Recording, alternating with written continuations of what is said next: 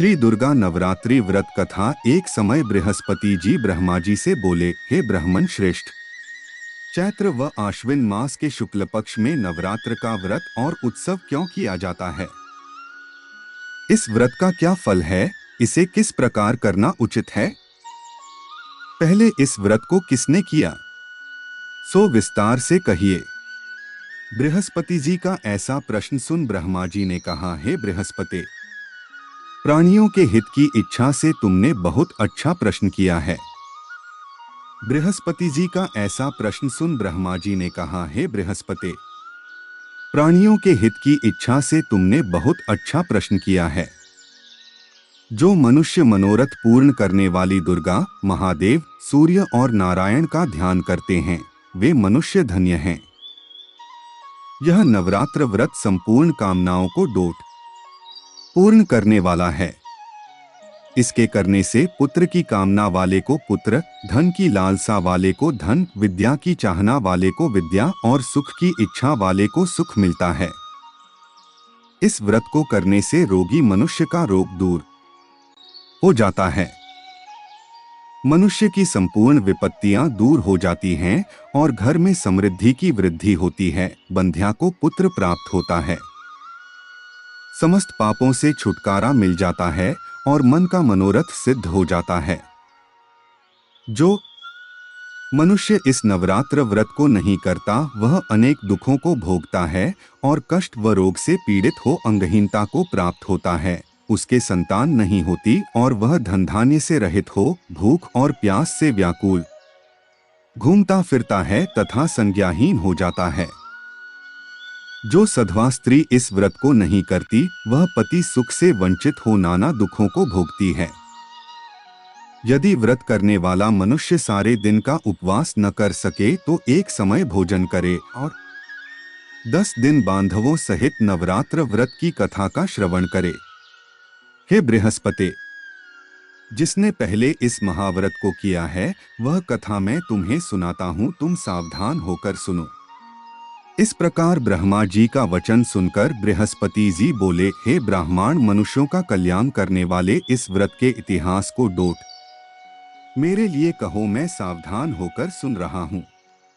आपकी शरण में आए हुए मुझ पर कृपा करो।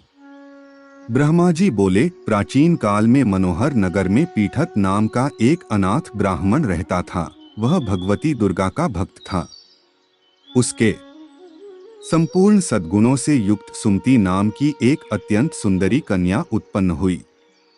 वह कन्या सुमति अपने पिता के घर बाल्यकाल में अपनी सहेलियों के साथ क्रीड़ा करती हुई इस प्रकार बढ़ने लगी जैसे शुक्ल पक्ष में चंद्रमा की कला बढ़ती है। उसका पिता प्रतिदिन जब दुर्गा की पूजा करके होम किया करता, वह उस समय नियम से वहां उपस्थित रहती। एक दिन सुमति अपनी सखियों के साथ खेल में लग गई और भगवती के पूजन में उपस्थित नहीं हुई। उसके पिता को पुत्री की ऐसी असावधानी देखकर क्रोध आया और वह पुत्री से कहने लगा, अरे दुष्ट पुत्री, आज तूने भगवती का पूजन नहीं किया, इस कारण मैं किसी कुष्ठ रोगी या दरिद्र मनुष्य के साथ तेरा विवाह करूंगा। पिता का ऐसा वचन सुन सुमति को बड़ा दुख हुआ और पिता से कहने लगी, हे पिता, मैं आपकी कन्या हूँ तथा सब तरह आपके अधीन हूँ, जैसी आपकी इच्छा हो वैसा ही करो। राजा से, कुष्ठी से, दरिद्र से अथवा जिसके साथ चाहो मेरा विवाह कर दो, पर होगा वही जो मेरे भाग्य में लिखा है। मेरा तो अटल विश्वास है, जो जैसा कर्म करता है उसको कर्मों के अनुसार वैसा ही फल प्राप्त होता है, क्योंकि कर्म करना मनुष्य के अधीन है पर फल देना ईश्वर के अधीन है।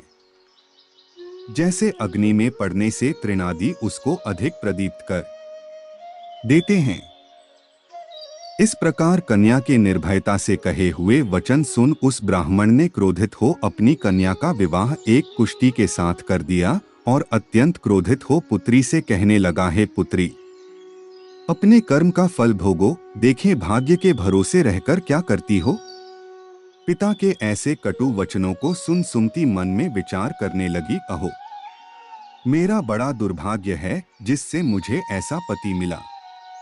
इस तरह अपने दुख का विचार करती हुई वह कन्या अपने पति के साथ वन में चली गई और डरावने कुशायुक्त उस निर्जन वन में उन्होंने वह रात बड़े कष्ट से व्यतीत की। उस गरीब बालिका की ऐसी दशा देख देवी भगवती ने पूर्व पुण्य के प्रभाव से प्रकट हो सुमति से कहा, हे दीन ब्राह्मणी, मैं तुझसे प्रसन्न हूँ, तुम जो चाहो सो वरदान मांग सकती हो।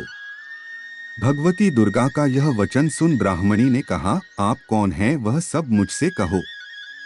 ब्राह्मणी का ऐसा वचन सुन देवी ने कहा कि मैं आदि शक्ति भगवती हूँ और मैं ही ब्रह्म विद्या व सरस्वती हूँ। प्रसन्न होने पर मैं प्राणियों का दुख दूर कर उनको सुख प्रदान करती हूँ। हे ब्राह्मणी, मैं तुझ पर तेरे पूर्व जन्म के पुण्य के प्रभाव से प्रसन्न हूँ। तुम्हारे पूर्व जन्म का वृतांत सुनाती हूँ, सुनो। तू पूर्व जन्म में निषाद भील की स्त्री थी और अति पतिव्रता थी। एक दिन तेरे पति निषाद ने चोरी की।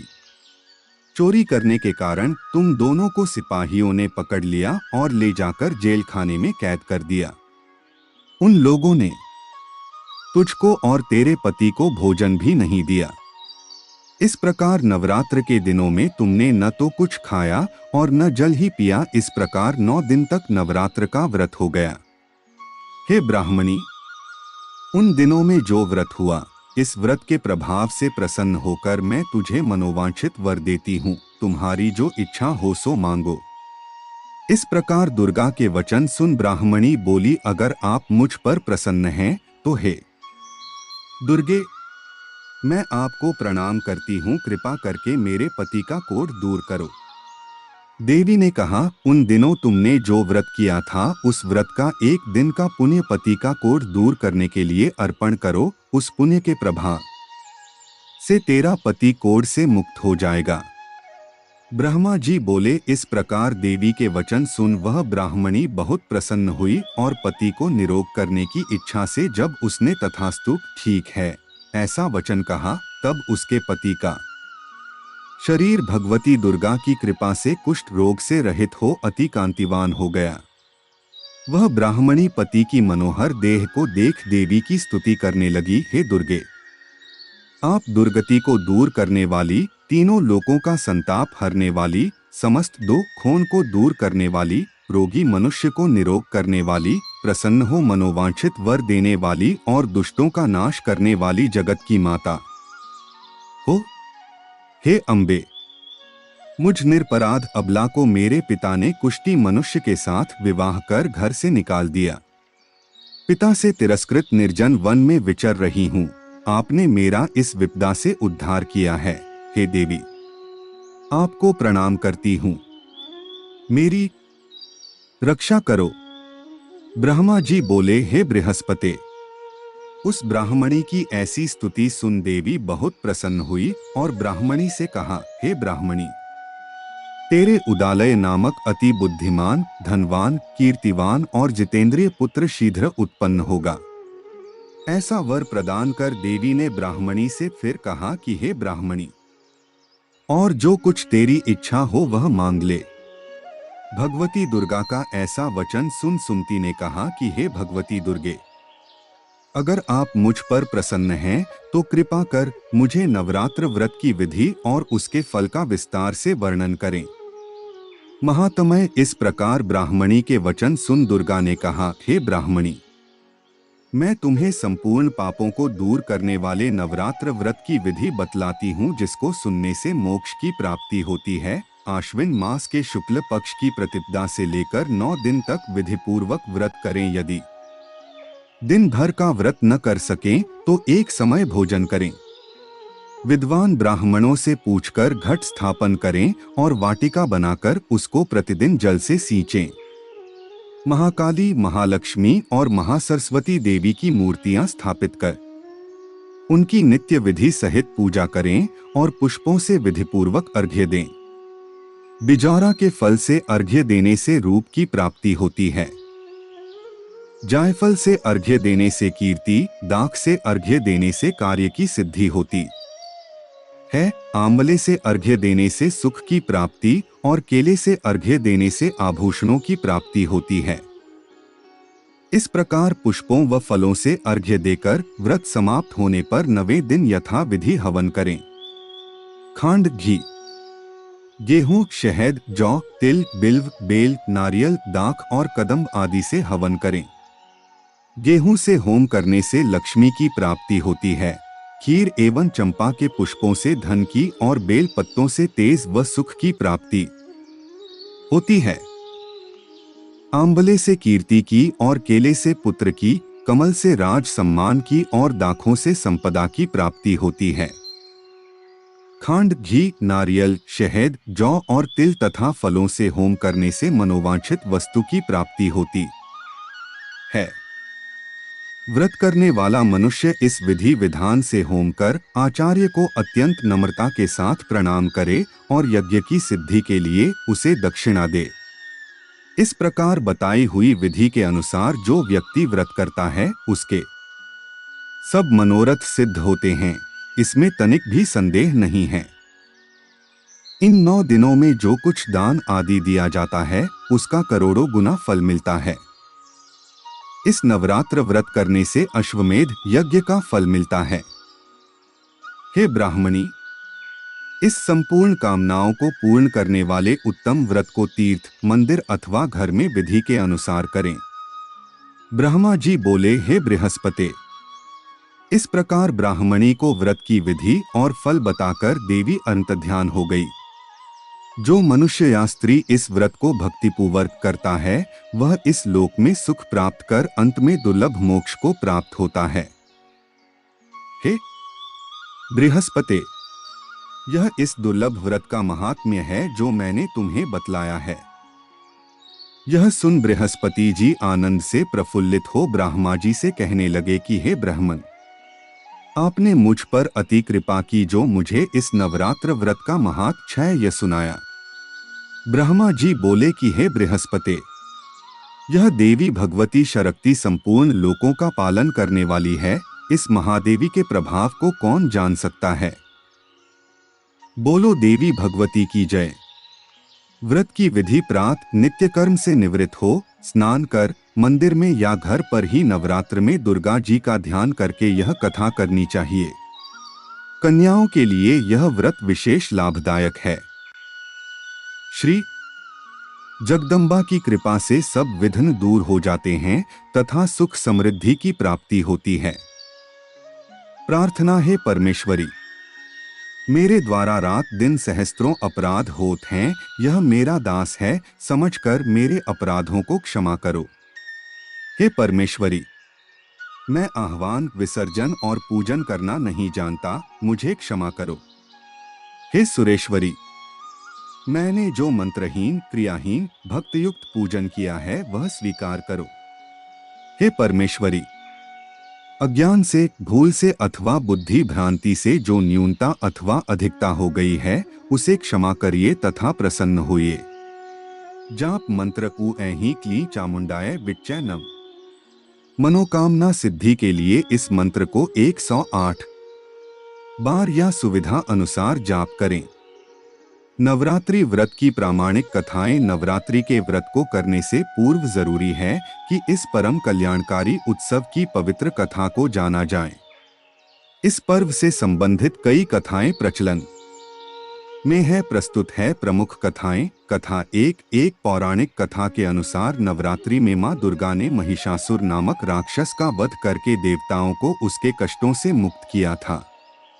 महिषासुर ने भगवान शिव की आराधना करके अद्वितीय शक्तियां प्राप्त कर ली थीं और तीनों देव अर्थात ब्रह्मा, विष्णु व महेश भी उसे हराने में असमर्थ थे। महिषासुर राक्षस के आतंक से सभी देवता भयभीत थे। उस समय सभी देवताओं ने अपनी अपनी शक्तियों को मिलाकर दुर्गा को अवतरित किया। अनेक शक्तियों के तेज से जन्मी माता दुर्गा ने महिषासुर का वध कर सबके कष्टों को दूर किया। कथा 2। एक नगर में एक ब्राह्मण रहता था। वह मां भगवती दुर्गा का परम भक्त था। उसकी एक कन्या थी। ब्राह्मण नियम पूर्वक प्रतिदिन दुर्गा की पूजा और यज्ञ किया करता था। सुमति अर्थात ब्राह्मण की बेटी भी प्रतिदिन इस पूजा में भाग लिया करती थी। एक दिन सुमति खेलने में व्यस्त होने के कारण भगवती पूजा में शामिल नहीं हो सकी। यह देख उसके पिता को क्रोध आ गया और क्रोधवश उसके पिता ने कहा कि वह उसका विवाह किसी दरिद्र और कोढ़ी से करेगा। पिता की बातें सुनकर बेटी को बड़ा दुख हुआ और उसने पिता के द्वारा क्रोध में कही गई बातों को सहर्ष स्वीकार कर लिया। कई बार प्रयास करने से भी भाग्य का लिखा नहीं बदलता है। अपनी बात के अनुसार उसके पिता ने अपनी कन्या का विवाह एक कोढ़ी के साथ कर दिया। सुमति अपने पति के साथ विवाह कर चली गई।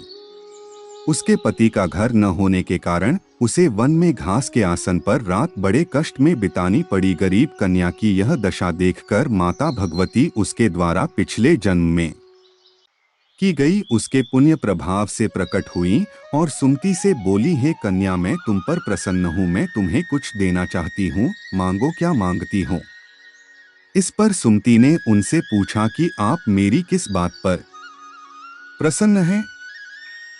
कन्या की यह बात सुनकर देवी कहने लगी, मैं तुम पर पूर्व जन्म के तुम्हारे पुण्य के प्रभाव से प्रसन्न हूँ।